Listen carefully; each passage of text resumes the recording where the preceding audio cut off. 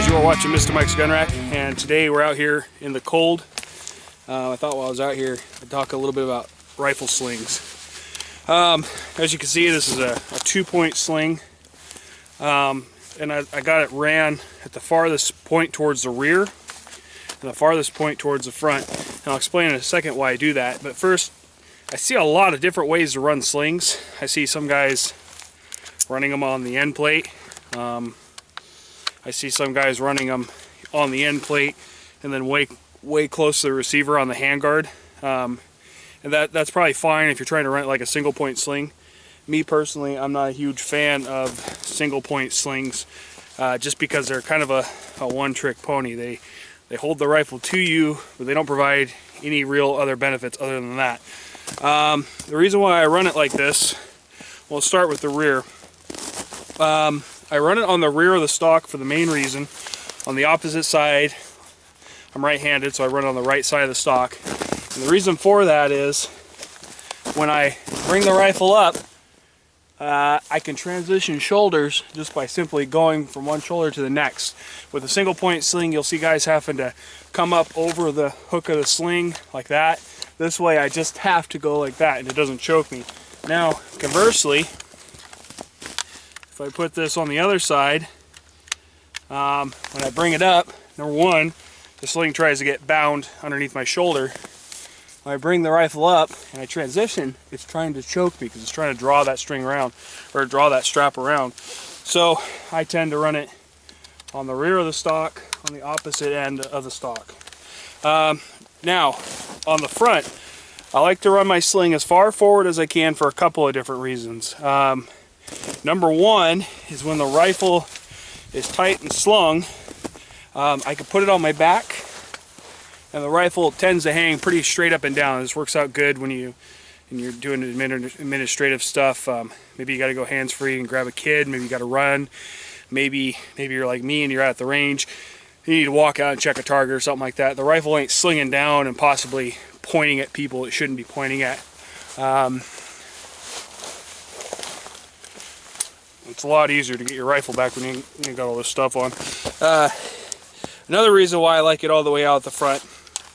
Now, when I'm doing things like reloads, I don't have a sling hooked in back here getting in my way. So when I come up, reload, I hit the bolt release, come forward, my hand has a smooth transition all the way towards the front. It doesn't interfere with anything, as well as my light. I basically have freedom of motion. Now, another reason, another way I set up my sling is I set it up so it's basically as tight as it can be, and I can still shoulder the rifle. And the reason why I do that is for support reasons. Having the sling tight gives me a little bit of support, and as you can see, I can take my elbow and kind of squeeze it down and stabilize for a longer standing shot. Also, if you're into like maybe the hasty sling type situation, you could still do that. You can even do a modified version like that. It's not quite as tight as a normal hasty sling, but it's still pretty tight. Just coming up. You got to kind of create the right amount of slack in order to do that.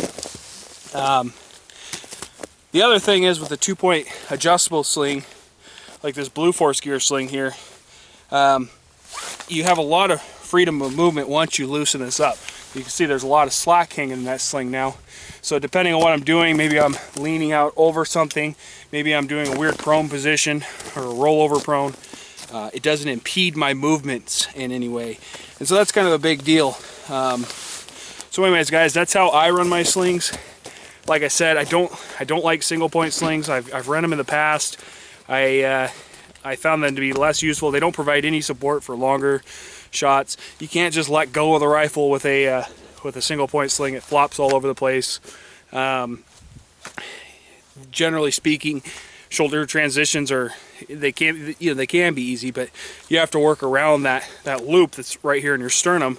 When you're bringing up and down the rifle, you have to kind of move the buttstock over top that loop, so I just don't like them that much. 3-point slings, nobody uses them anymore because they're really stupid. Way more complicated than they need to be. I like a simple 2-point adjustable sling. The Magpul MS1, I believe it is, or MS2. That's a good sling. The MS3's I think the MS3's a good sling. I don't like it when you're running on the rear of the receiver end plate because again, when you're running it back there, Now this lower came with this. When you go to switch shoulders, you got to come over. You can't just bring it over. You have to actually come over to transition shoulders. So anyways, guys, that's my video. Thanks for watching. If you liked it, leave a like. If you think I'm wrong and you have a better way of running your sling, let me know in the comments below. I'd like to know why it's better for you. But this is what works best for me, and in my opinion, this is pretty superior to any other way to run a sling. Anyways, thanks for watching. Bye.